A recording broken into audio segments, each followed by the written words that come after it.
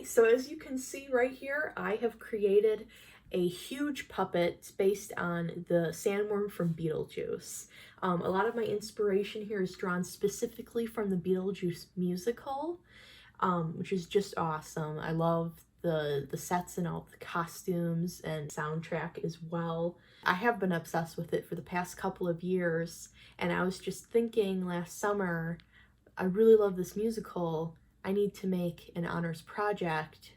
Let's make the Sandworm for honors credit so that I can be doing something super extra for this cosplay that I'm working on.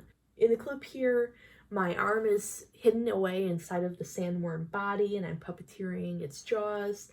I've got a little fake arm to try to sell the illusion that the worm is alive. I just want to first give credit to Keep Drawing Charlie here on YouTube. She is an incredible artist and she shared her process making a huge dragon puppet that my Sandworm very closely resembles, and I definitely got a lot of ideas from her.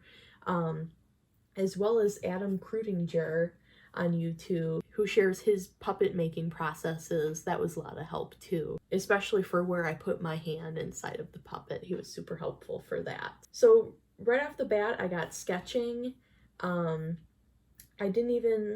At first I wasn't even planning on making a puppet. At first I was considering this weird thing that I would drag along the ground, because what I mostly wanted was for the Sandworm to be like my pet, where I'm dressed up like Beetlejuice and the Sandworm is my pet that I've tamed, that I'm carrying around a convention with me.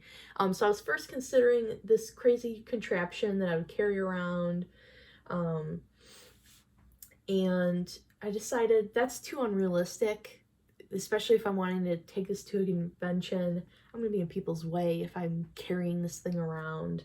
And it would totally get dirty dragging on the ground, and it would be annoying if it had wheels or something. So then I moved on, oh, maybe I should just be carrying it under my arm. You know, lots of people carry their pets under their arms, and this huge snake is just ridiculous. And I was even considering putting chicken wire in the neck to hold it up and everything. But after I spoke to my wonderful mentor on this project through the honors program, I decided to go through with this puppet idea. I'm really happy that he pushed me in the direction of this puppet here, both because he's had some experience working with them himself, but also because it made a really awesome final product here. After I knew what I wanted to do, I found it really important to make a list of everything I need to make. So I was writing down like, okay, you need to make a body, make each of the individual heads, and what's on each of these heads. There's the teeth, the tongue, the eyes. Just write down everything that needs to be made so that you can't forget any other details later down the road. And then I needed to, of course, learn how to make all of this stuff, and that's where I found Keep Drawing Charlie and Adam Krudinger. So after all that, I got going with this clay head. I just made it super tiny, easy to manage. Definitely not super detailed and or anything. It's just to make something three-dimensional, you need to make yourself a guide, just to make it manageable. So after I made this clay head, I wrapped it up in aluminum foil. I was hoping that would make it easier to make a pattern out of it. I don't know how much it really contributed anything, but I coated it in tape as well, and the important part is drawing out your pattern that you want. And ideally it would be nice just to cut that pattern directly off of there, but that was just not working. So I actually placed a plastic bag over it and traced it, and then cut that out, scanned that. I have a little scanner in my printer, and I was set to go with the pattern for the head.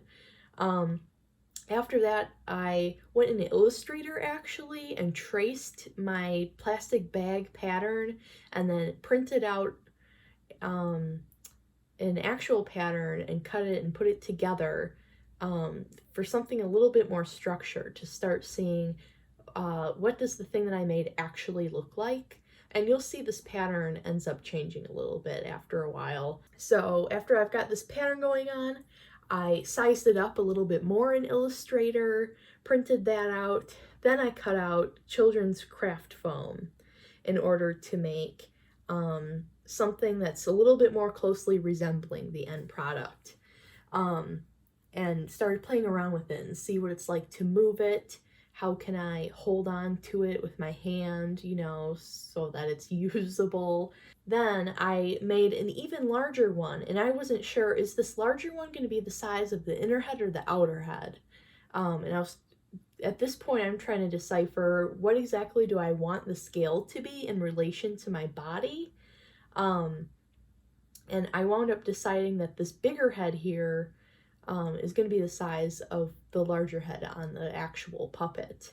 And I messed around and made, out of the craft foam heads that I've been making, I made an intermediary size, and that wound up being pretty close to what I made the smaller head size to be. Definitely document what you're doing, not only to remember, like, for funsies, but to remember so that you know what size to make stuff.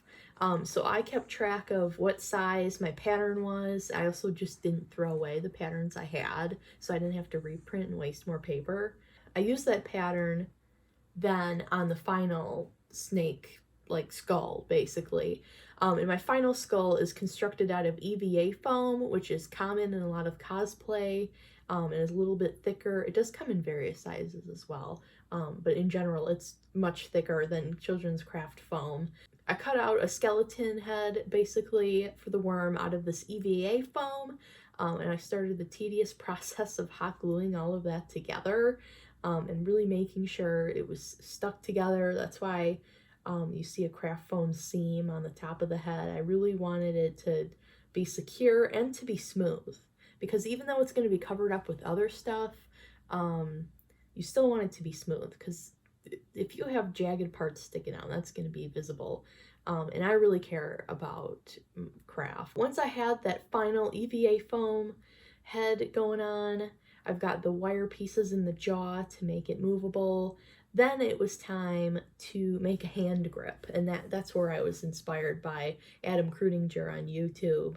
And the way he has his hinged puppet jaws, I basically did the same thing, but with my different kind of hinged jaw, where I have some elastics hot glued down onto some craft foam there, and then the craft foam conceals my hand, and then you'll see later how I conceal the palm of my hand inside of that head. Then it was time to start thinking about all of the fabric. And this would again require some patterning, especially with those stripes. Oh my gosh. So I reused the same pattern again, just upsized it a little bit to compensate for the thickness of the head. And I used some muslin, which is common in sewing for test versions of stuff. And on this muslin, I drew on the stripes for the worm head. And then once I had that all drawn out, then I made a paper pattern for it. And I have a whole long stocking-like body muslin for the worm there. And I laid it on top to just make sure that it actually fits and everything. So once I cut out all of the pieces, this is for the inner head here, then I laid it on top and posed with it and everything, make sure it really fits, and then I glued it down. And then I had to glue down all sorts of pieces together for that outer head because of the stripes. And then I posed with it, make sure, does it really fit? Because it's gonna be really hard to remove that. And then once I was certain, I went ahead and hot glued that in. And then you will see at this point, the jaws are looking a little saggy because I've got the excess fabric hanging out.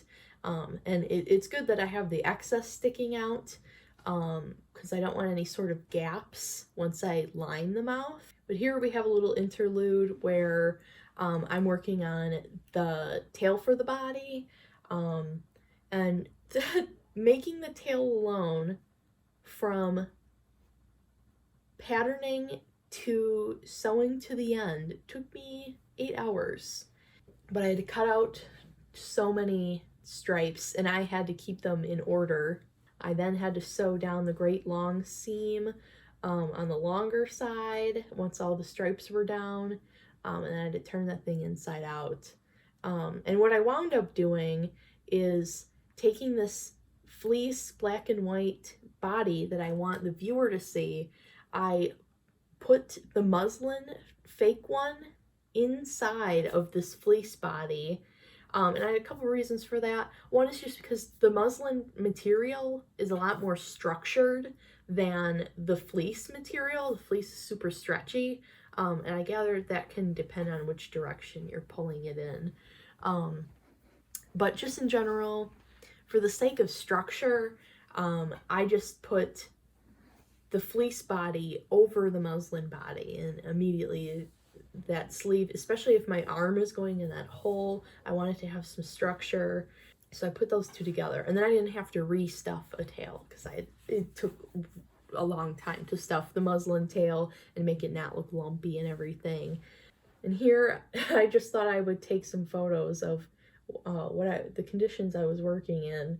At this point, it's starting to become visible, right? It's still lacking some of the facial details and everything, but finally I was like, oh my gosh, it's starting to look like what I want it to look like.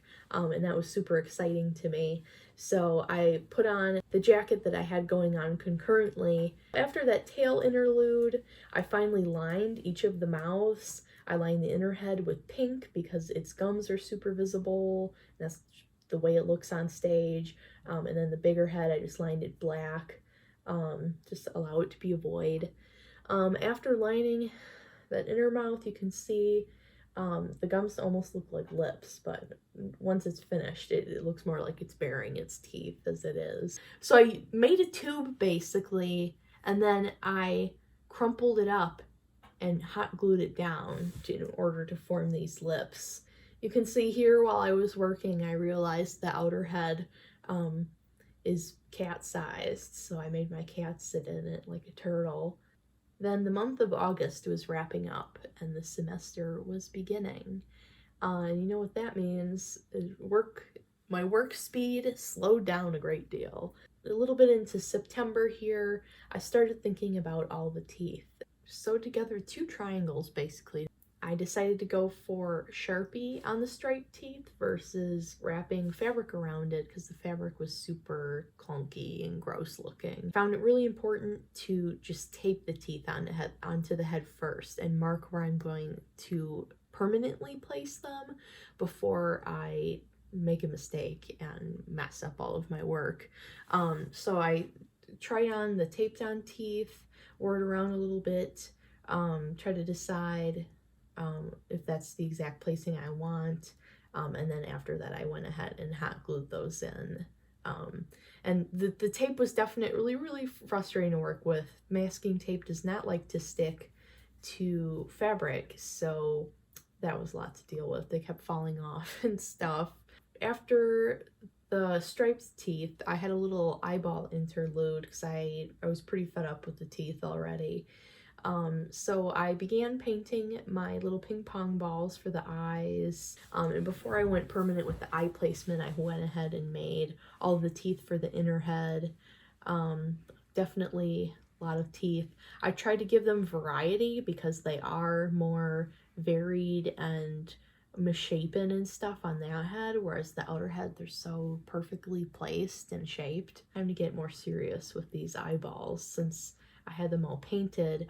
And what I wound up doing was giving them a coat of clear nail polish once the acrylic paint on that ping pong ball was completely dry. And I wound up needing to use 2 coats of that clear nail polish. And I did do a test on spare ping pong balls first because I did not want to deal with ruining the eyes that I spent a bunch of time painting. The tongue I approached very similarly to the body, just tiny scale in comparison to that huge body. I found it really helpful to number stripes because it is otherwise impossible to tell which is which. But I imagine if you do them in the wrong order, they're not going to be so smooth.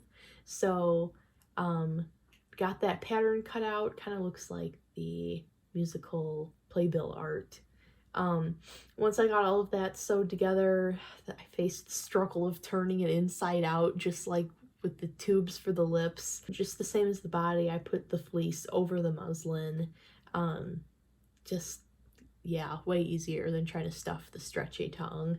Something I found helpful with the stripes in general, tongue, head, and body, is if they don't line up perfectly, just use some Sharpie. Yeah, just use some Sharpie. Not a big deal, and it makes a world of difference. It's so jagged and terrible before. Then to attach it, I actually stabbed those two ends of wire that you see on the muslin. They still exist inside the fleece version of the tongue. Stabbed them through the hand covering, bent them around so that they're not poking my hand, and then I sewed the base of the tongue in place, so there's just no way that that is moving away. The worm is basically done at this point because I decided I don't think I want to do the dorsal fin just because it would be placed exactly where there is the most movement. And I didn't want any like small wimpy weird little dorsal fin, so I just decided not to do it. So at this point, this is in late October, the worm is basically complete. I just need to do some extra details before I felt like I could call this project done.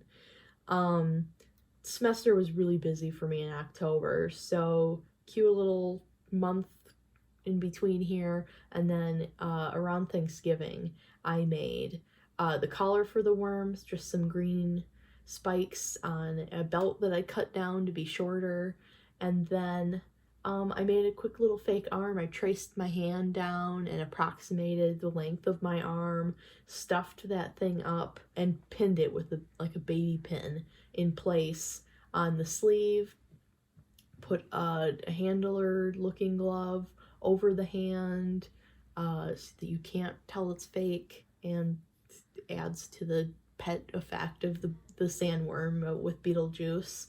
And there we have it. From July to December,